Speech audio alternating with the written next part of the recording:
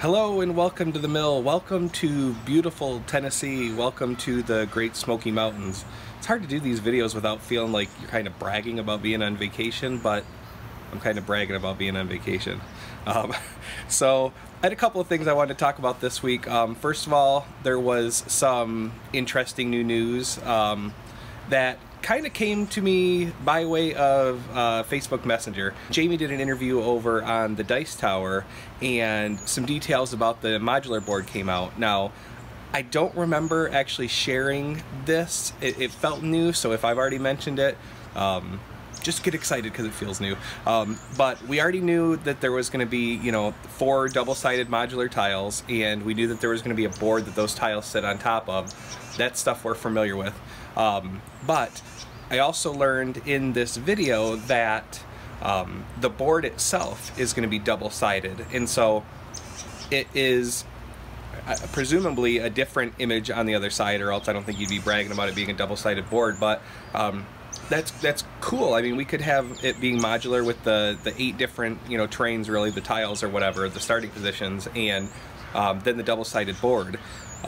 Another cool thing about it was Jamey had mentioned that your starting position is actually going to be something you draft, and so I don't know if that's something that there's some kind of monetary, like I want this position and I'm willing to give up this many coins at the end of the game, or how that draft works. We'll inevitably find out about that, but I thought it was a cool bit of information. Jamey mentioned in the video that you really gonna really pay attention for drafting purposes on where you're starting at, and that is true. Like, I do think that that's gonna add a element to Scythe where maybe your strategy you're used to is in your if you're playing Saxony, your starting base is here, and what that's gonna look like in terms of resources that are nearby. Maybe when the modular board gets laid out and the tiles get laid out, you're like, this position over here on this side of the board really feels like what I'm used to with Saxony, and I think I can do good things with that. I need to go ahead and really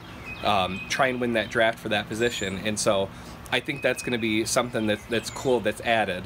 Another thing that came out this week was Jamey slyly posted a shelfie, and in that shelfie, someone mentioned or noticed that there are modular tiles in the picture.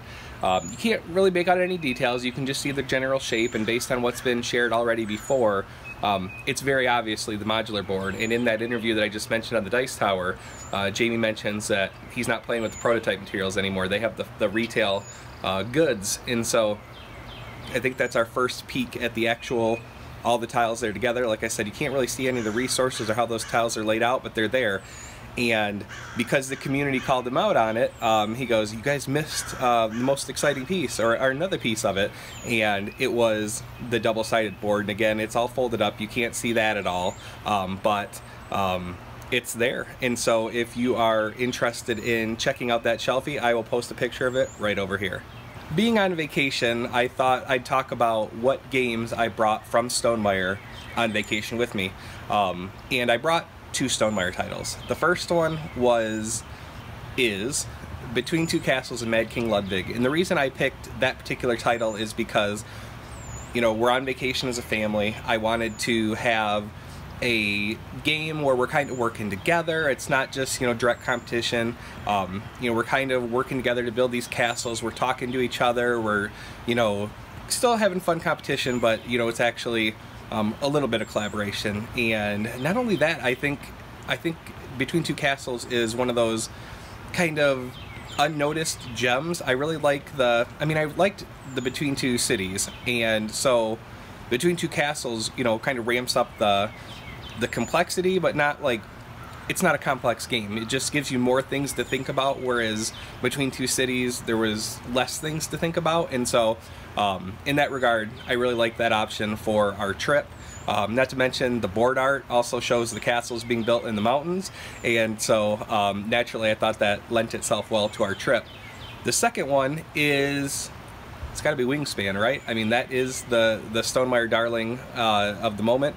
It is the new hotness, but also, I mean, just look around. We have nature all over. We're actually going on a hike later today, and I just decided we're bringing the binoculars that are in the cabin to maybe do a little bird seeing, and I'm not a birder, so we're just going to be like, hey, look at the pretty bird. Not necessarily know what it is, but I thought that, I mean, Wingspan was a choice because it's new and because it felt like it matched kind of the environment we were going into, but I find it really interesting how, I guess, some interest can lead into other interest, and how you can carry, you know, kind of carry the appreciation for this game into, you know, the real world. And so, while I've never had any interest in bird watching before, I mean, we have birds that, you know, nest every year outside our window, and we enjoy watching them. Like, I haven't really had that, I guess, that desire to become a bird watcher or anything like that, but I do think it's very interesting that because of how much I've enjoyed Wingspan, and because of how much, you know, I've seen the community in the Wingspan group and talk about how much they've enjoyed their hobby, it is just, I think it's fascinating to me that I would now, thinking about this board game, but also being out in nature and going like, oh, I wonder what that is, and also imagining, you know, that, you know, some people have their field guides or whatever, and me, I'm just picturing, like, you know, flipping through my deck of cards and be like, oh, look at that, you know, it's a bald eagle or something like that. And so, you know, I think that's pretty cool, that's pretty interesting, and got my co-host just flying in over here on my shoulder, yeah, it's those are the two games I brought, and for those reasons, for, you know, the cooperating for Between Two Cities and kind of, or Between Two Castles, and you know, Wingspan for being out in nature, and yeah, what game should I brought? I wasn't bringing Scythe because that thing's giant. Also, it doesn't necessarily match the environment. But what game should I brought? What game?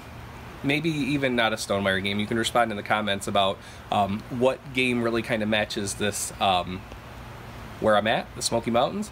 And yeah, that's all I have for you this week. Thanks for watching, and I'll see you guys later. Thanks, bye. Oh, I almost forgot. Speaking of Between Two Castles and Mad King Ludwig, we got an exciting announcement, and it was dropped right in the Facebook group for Between Two Castles and Mad King Ludwig. We have a digital full AI game coming out later this year. There's not a definitive date, and I would imagine that could be pushed back, but Dazu Games, I'm not super familiar with them or really familiar with them at all, but they have been working to make a all AI version or digital version of the game, and I am looking forward to it. They posted some screenshots in the Facebook group, and I'll share them right over there, but I'm excited. Are you?